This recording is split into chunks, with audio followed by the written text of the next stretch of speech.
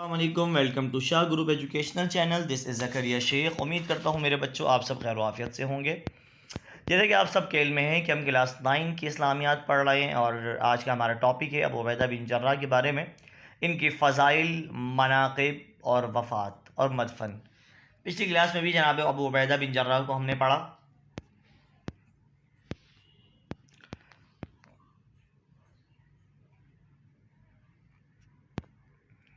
آج کے لیکچر میں ہمیں کیا کیا ملنے والا ہے؟ جناب ابو عبیدہ بن جراح کی فضائل آپ کو بتائے جائیں گے، مناقب بتائی جائیں گی، وفات وغیرہ کا ذکر کیا جائے گا، ساتھ ہی ساتھ امپورٹنٹ MCQs اور کچھ مختصر سوالات جو کہ اسکرین پہ آپ کو نظر آ رہے ہوں گے. انشاءاللہ ان کے جوابات دیے جائیں گے. بغیر کسی تاخیر کے شروع کریں گے آج کا لیکچر. بسم اللہ الرحمن الرحیم. جناب ابو عبیدہ بن جراح رضی اللہ تعالی عنہ آپ عشرہ مبشرہ میں شامل تھے.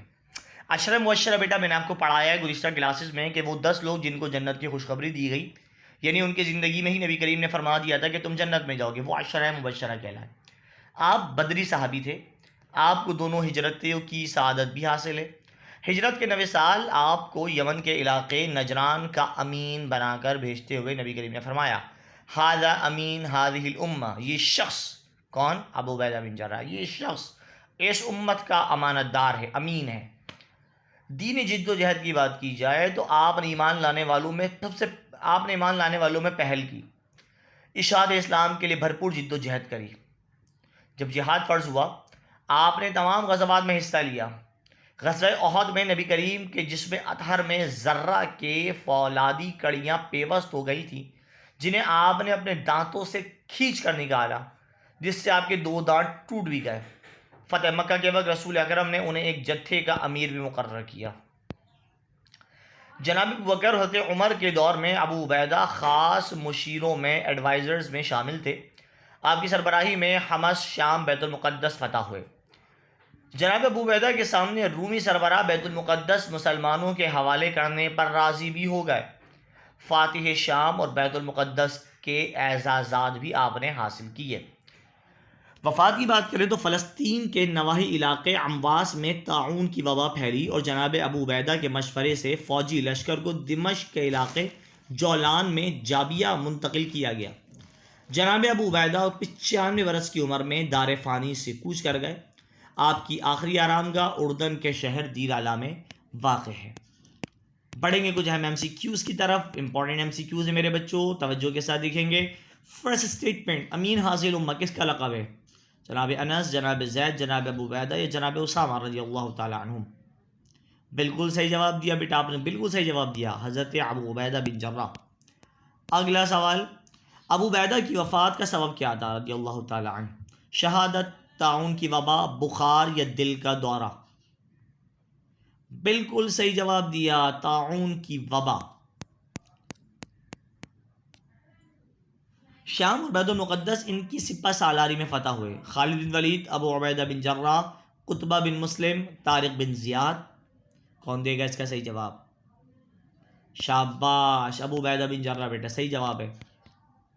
ابو عبیدہ بن جراح کی آخری آرامگاہ مغربی اردن کے کس شہر میں واقع ہے؟ دیر اعلیٰ، طوس، صنعاء یا استنبول؟ ہاں کون دے رہا ہے اس کا جواب؟ بالکل صحیح جواب ہے بیٹا، بالکل صحیح جواب، دیر اعلیٰ میں واقع ہے.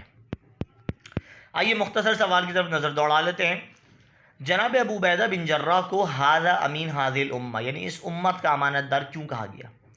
جناب ابو عبیدہ بن جراح کو ھذا امین ھذہ الامہ اس لیے کہا گیا کہ ہجرت کے 9 سال کے بعد جب یمن سے بعض اہل کتاب یعنی غیر مسلم نبی کریم کی خدمت میں علمی مناظرے کے لیے حاضر ہوئے اور ناکام ہو کر بالآخر جزیہ دینے پر آمادہ ہو گئے، تو انہوں نے نبی کریم سے عرض کری یا رسول اللہ، آپ ہمارے اوپر جو بھی جزیہ مقرر فرمائیں گے وہ ہم ادا کریں گے، آپ ہمارے ساتھ ایک امین آدمی بھیج دیں، امانت دار بھیج دیں.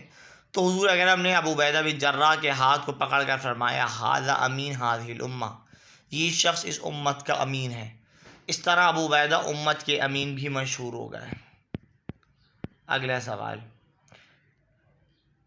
سیف الحجر میں مسلمانوں کی خاص مدد کا کون سا واقعہ پیش آیا؟ اللہ نے اس مہم میں مسلمانوں کی خاص مدد کی اس واقعے کو ابن حشام نے یوں بیان کیا کہ مدینے سے دور ساحل سمندر پر قبیلہ قبیلہ جوبنیہ کو سزا دینے کے لیے 300 فوجیوں کو روانہ کیا، جس کے سردار ابو عبیدہ بن جراح تھے۔ یہ مہم 20 دن جاری رہی۔ مسلمان سپاہیوں کے پاس سامان رسد کی کمی ہو گئی، صرف کھجور پر گزارا تھا، وہ بھی باری باری ایک دن کے وقفے سے ملتی۔ سپاہی درختوں کے پتے کھانے پر مجبور ہو گئے۔ اللہ کی مدد آ پہنچی کہ مسلمان لشکر کی آمد کی اطلاع ملتے ہی دشمن بھاگ گیا۔ دوسری مدد یہ تھی کہ سمندر سے ایک بہت بڑی مچھلی ساحل کر آ گئی جو بڑے پہاڑ جیسی تھی۔ مچھلی کے گوشت کو بطور خوراک کھایا گیا۔ 20 دن کھانے کے بعد اس کا گوشت بچا رہا، جو واپسی میں مدینے بھی لایا گیا۔ یہ ایک اللہ رب العزت کی طرف سے مدد تھی۔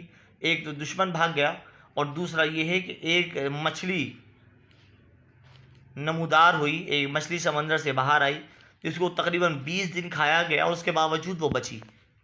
یہ تھی حضرت ابو عبیدہ بن جراح کے مناقب اور فضیلت جو آپ کے سامنے ہم نے پیش کری۔ یہیں پر آج کا لیکچر اپنے اختتام کو پہنچے گا۔ بیٹا سر زکریا کو اجازت دیجیے، ملاقات ہوگی اگلی کلاس میں۔ اپنا بہت سارا خیال رکھیے گا۔ السلام علیکم ورحمۃ اللہ۔